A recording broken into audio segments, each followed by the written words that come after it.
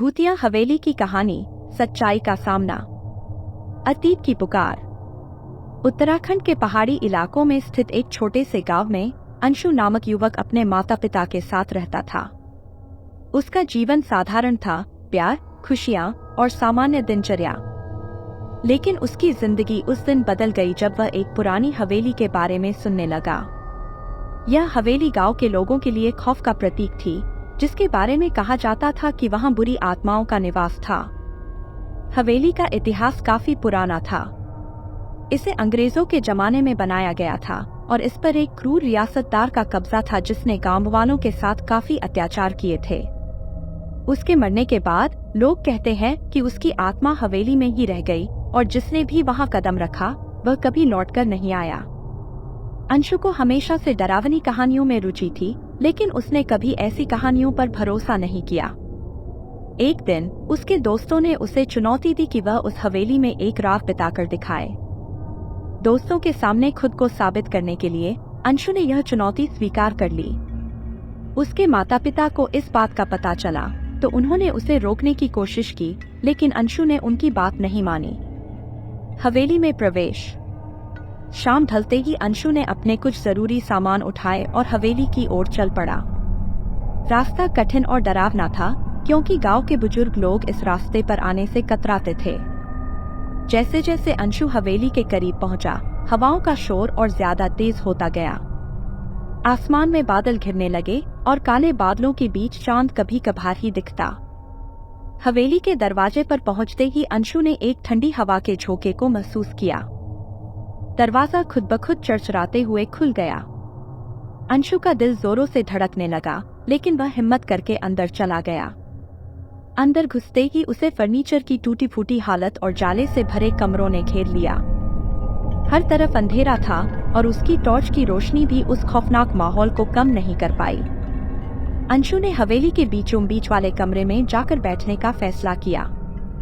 कमरे में एक पुराना झूमर लटका हुआ था जो हवा में हिल रहा था, मानो कोई अदृश्य शक्ति उसे छू रही हो।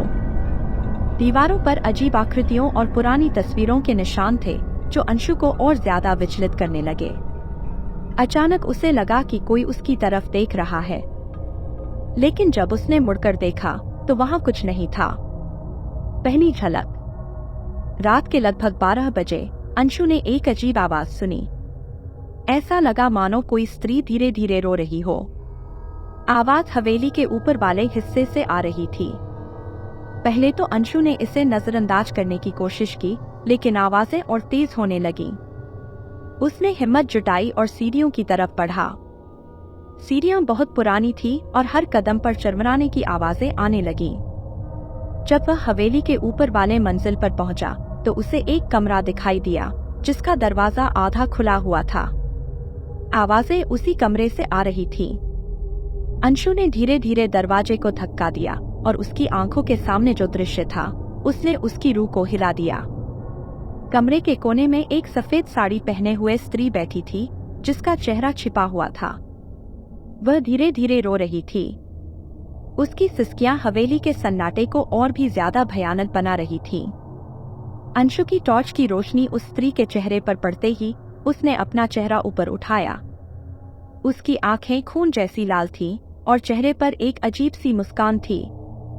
अंशु के शरीर में एक ठंडी लहर दौड़ गई। वह अपनी जगह से हिल नहीं पाया।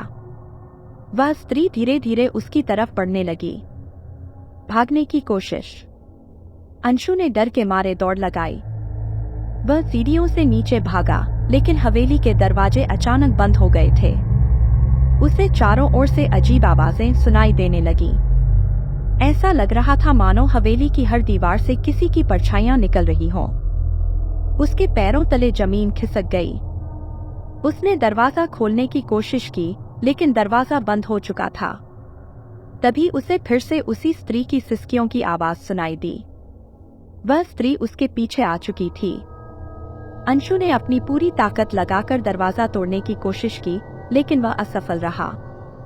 उसने देखा कि हवेली के हर कोने से धुंधली परछाइयां उसे घेरने लगी थीं।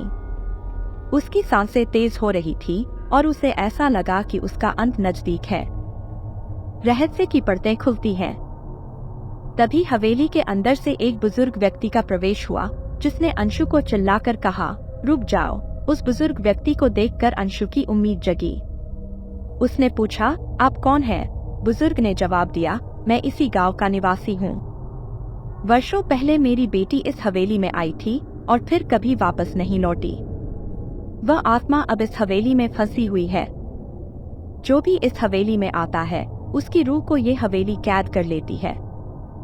बुजुर्ग व्यक्ति ने अंशु को बताया कि वह स्त्री कोई और नहीं, बल्कि उसकी मरी हुई बेटी की आत्मा है, जो सालों से मुक्ति के लिए भटक रही है। उसने कहा, यह हवेली शापित है। यहाँ जितनी भी आत्माएं हैं, वे कभी शांति नहीं पा सकती जब तक कोई इस शाप को नहीं तोड़ता। अंशु ने बुजुर्ग की बात सुनी और उसके साथ मिलकर शाप तोड़ने का उपाय ढूंढने की कोशिश की। वे दोनों हवेली के सबसे पुराने कमरे में गए, जहां एक पुरानी तिजोरी में उस रियासतदार के गहने और दस्तावेज रखे हुए थे। उनमें से एक दस्तावेज में लिखा था कि रियासतदार ने अपनी मौत के बाद भी अपनी हवेली और गांव पर कब्जा बनाए रखने के लिए काला जादू किया था। उसी वजह से हवेली में बुरी आत्माओं का वास था। मुक्ति की राह। अंशु और बुजुर्ग व्यक्ति ने मिलकर उस दस्तावेज को जलाने का फैसला किया, ताकि रियासतदार के श्राप को तोड़ा जा सके। जैसे ही दस्तावेज जला, हवेली में एक जोरदार चीख गूंजी और हवेली की दीवारें हिलने लगीं। वह स्त्री, जो पहले अंशु का पीछा कर रही थी, अचानक शांत हो गई। उसकी आंखों में एक सुकून की झलक दिखाई दी। उसने बुजुर्ग व्यक्ति की ओर देखा और फिर धीरे धीरे गायब हो गई। हवेली का शाप टूट चुका था। अंशु और बुजुर्ग व्यक्ति ने हवेली से बाहर आकर चैन की सांस ली। गांव के लोग, जिन्होंने सालों से इस हवेली से दूरी बनाई थी, अब उसे देखने आए। अंशु ने अपने माता पिता को सारी घटना बताई और वे गर्व महसूस कर रहे थे कि उनके बेटे ने गांव को उस भयानक हवेली से मुक्ति दिलाई। नया सवेरा। कुछ हफ्तों बाद हवेली को ढहा दिया गया और वहां एक छोटा मंदिर बना दिया गया, ताकि कोई भी बुरी आत्मा फिर से वहां वास न कर सके। अंशु ने अपनी जिंदगी में एक नया अध्याय शुरू किया, लेकिन वह कभी नहीं भूला कि उस रात उसे कैसी भयानक घटनाओं का सामना करना पड़ा था। हवेली के खौफनाक अतीत ने उसे यह सिखाया कि डर से भागना नहीं चाहिए, बल्कि उसका सामना करना चाहिए।